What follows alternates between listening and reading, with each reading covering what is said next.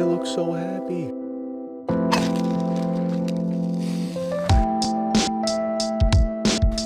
All right, yo, what's going on, guys? Chiefz here, and today I got a pretty cool video planned for you guys. I'm going to be on the drift boat, but I'm by myself today. And we are going to be going into a canoe in campsite that you can only get to by rowing into, like taking a raft, a canoe, kayak, whatever. It seems like you guys really liked that last camping video. I appreciate all the love and support on that. Currently rowing down the river. We got a couple miles until I make it to the campsite that we're going to be staying at tonight, but this is about the first time I've really gotten to get out so far this year. It's like pretty much 2 weeks into January now. We've been in a pretty hard cold snap. I just haven't really had the opportunity to get out like I'd like to. I was looking at the forecast, came across a couple days above 32 degrees and the night temperatures weren't miserable in the single digits. Anything over like 20 degrees at night, I like to camp in the winter. Anything below that, I'm kind of pushing it. It's getting a little extreme. I will say I was pretty comfortable in that last video, but there was definitely a couple times where I woke up and I was just like, dang, we're doing this. So I kind of took a late start to today. Wanted to wait till the water temperatures got a little bit higher. I usually do better in the middle of the day in the winter anyways, so if we could just get like 1 or 2 fish today, I'd be pretty happy. Seems like we've been getting into some pretty quality fish, which has been nice. Hopefully I can make a pretty cool camping video for you guys again and get into some steelhead. So we're gonna switch over to some steelhead fishing now, and hopefully we can stick one. Let's get it.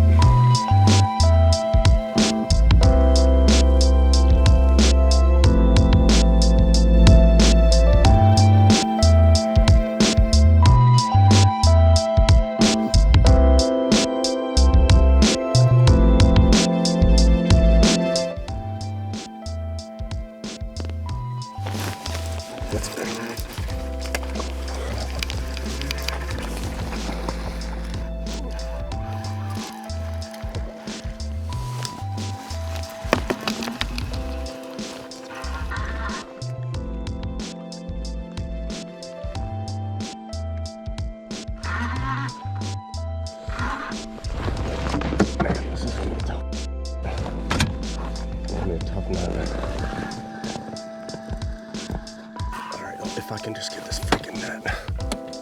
This is gonna be all right, my bobber. It's a nice fish though. I mean,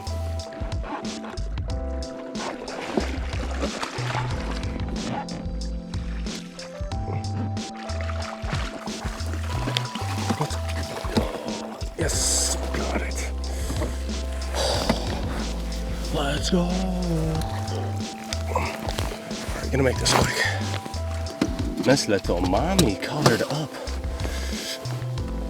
Take the glove off. Okay. Quick shot. Nice freaking hen. Probably 4 pounds. I don't know.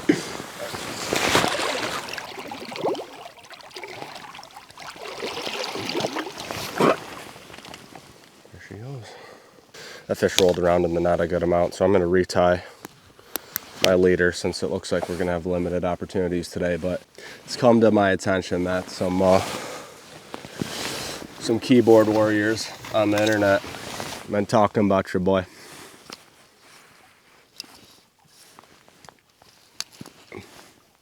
And they don't like that I get excited when I catch my fish, so I'm not here to say that I'm like the greatest steelhead fisherman ever or anything like that. I'm not trying to be that. I'm just bringing you guys on some cool adventures, and I just like sharing what I do in general. Like I play video games every day. I share that with you guys. Everything I do is pretty much online, and that's literally how I support myself for the last like 4 years. Don't get it twisted. You guys don't even see half the fish I catch, but whenever I like to do these cool little trips and stuff, I like to make something out of it and share my experience with you guys. So by any means, I'm not the greatest steelhead fisherman ever, but I will say I do know a thing or two, and I can confidently say that I am consistent and I catch a lot of fish. So take my advice for, as you will. I don't really care. You don't have to listen to me, but we catch fish and have fun a lot, so screw me, I guess, right? I don't know. But I just wanted to get that off my chest, but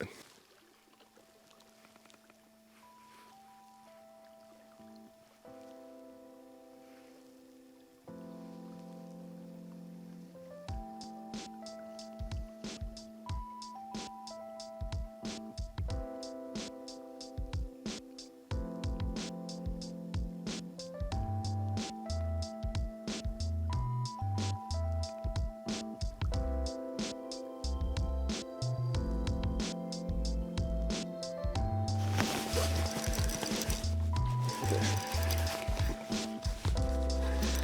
I knew it, dude.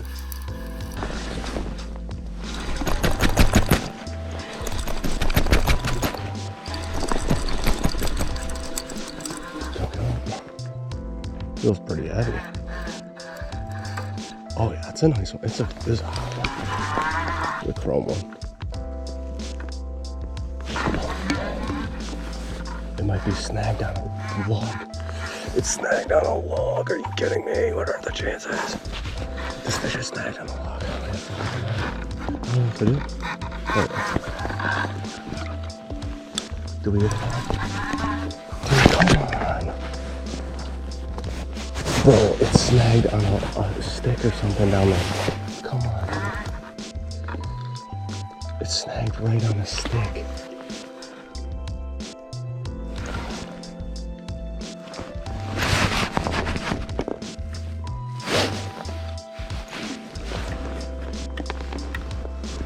I gotta get my rod tip down there. It's sketchy.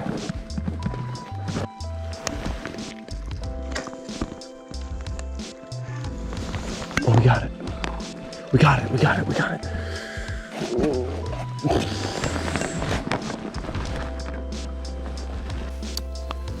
I cannot believe my main line stayed. That's just nuts to me.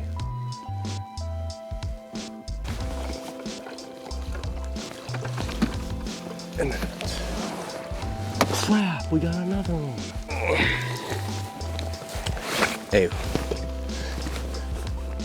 you ain't giant, but we love it. We love a good chromer.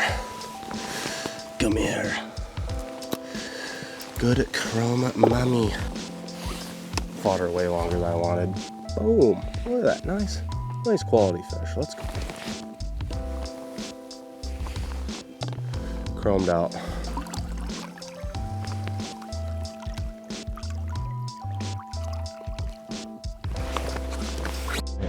We are arriving to the campsite right now.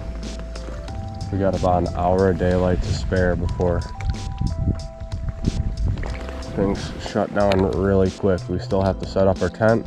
We gotta get everything together. We gotta gather some firewood.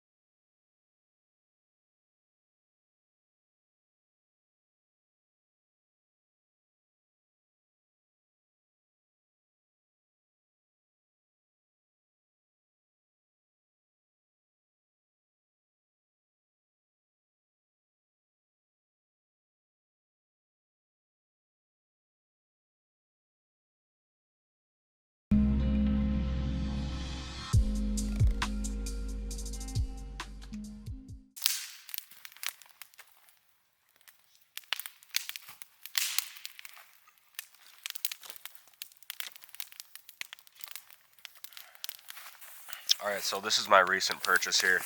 I finally got a jet boiler. I've heard pretty decent things about Mountain House. They make these like freeze-dried meals that all you have to do is add boiling water to it. It says, one, open package tear notch, remove and discard the oxygen absorber. Carefully add 1 3 cups, 11 ounces of boiling water. Stir carefully, close zipper, wait 5 minutes.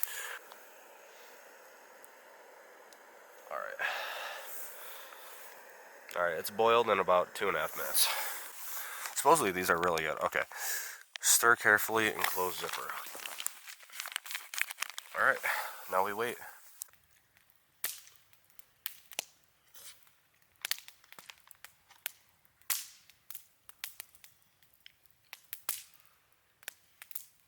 That's not bad. And I am pretty much a human garbage disposal, and I will eat anything. And this is like definitely a solid 7, maybe up to an 8. And again, this is my first time ever making it. Maybe I made it wrong even, but I think I put a little extra too much water in there, but you can definitely tell like the chicken's freeze dried in a couple of the bites sometimes, but I'm gonna eat this whole thing, 100%. Not bad at all.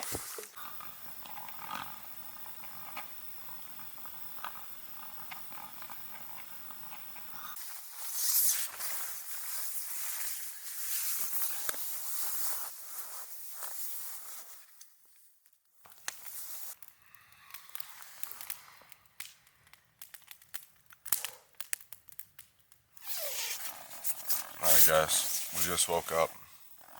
I think it's like 7 o'clock right now. I got about an hour 15 till daylight. I gotta pack up camp and make breakfast, coffee, get the boat packed, and get fishing.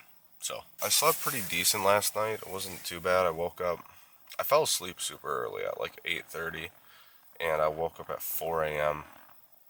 Kind of cold, but just wide awake because I had already slept for over 6 hours at that point. So, I kind of just embraced it, stayed up for like 30 minutes, turned on the buddy heater, warmed up for a second, and then fell back asleep and just woke up. So, it was pretty warm last night. It wasn't too bad.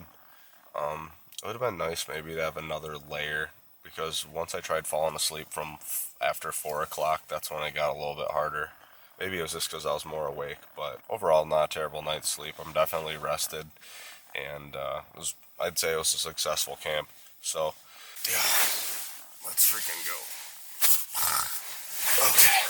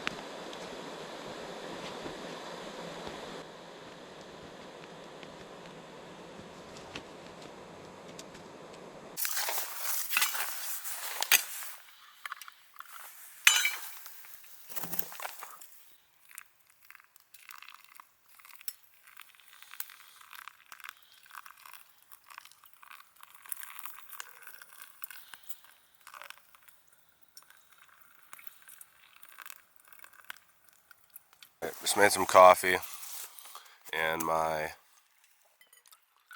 breakfast skillet. Dang, that looks really dark. Got that, and then we just made this Pro Pack breakfast skillet. It's actually pretty good.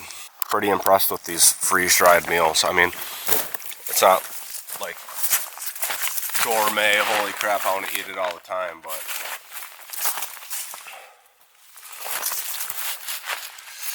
it gets the job done, and I'll eat anything. So I'm about halfway packed up now, so I'm gonna finish that off. I'm kind of taking my time a little bit right now, just waiting for it to warm up a little bit. Let this fire die down, and we're gonna hit the river fishing. So probably get out here in about 30-45 minutes, the way it's looking right now.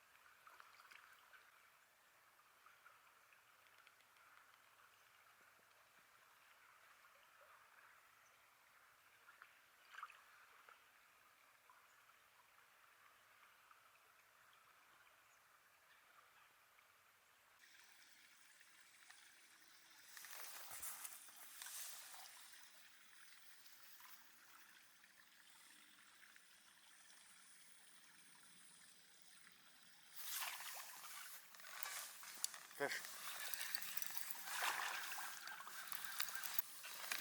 Such a subtle bite. I can't see it that well. I don't know how big it is. Oh man, it just scared a bunch of other fish. I just seen some other fish darting around. What the heck? A little colored up.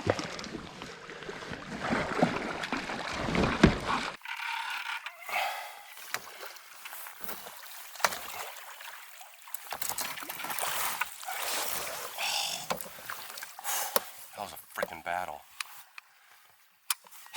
Okay. I'm gonna try to get a quick release on this one. One last look. And I'll let her go. Nice fish. Gonna let her go.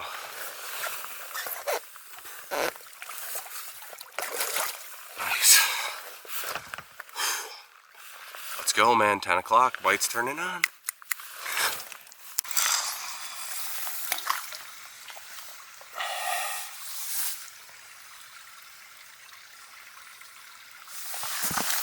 Oh, that was a bite. I just got bit. I just got bit.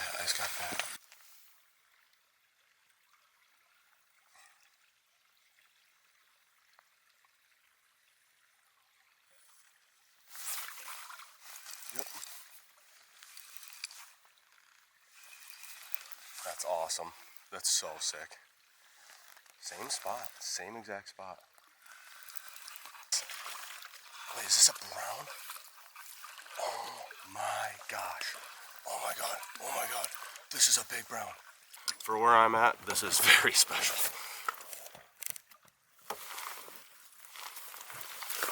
Oh my gosh. This has got to be almost a 20-inch brown trout right there. That is incredible. Holy freaking crap, dude. Look at how beautiful that brown is. That's got to be almost 20 inches. That is so gorgeous. Oh my gosh. This is by far the coolest fish of the trip.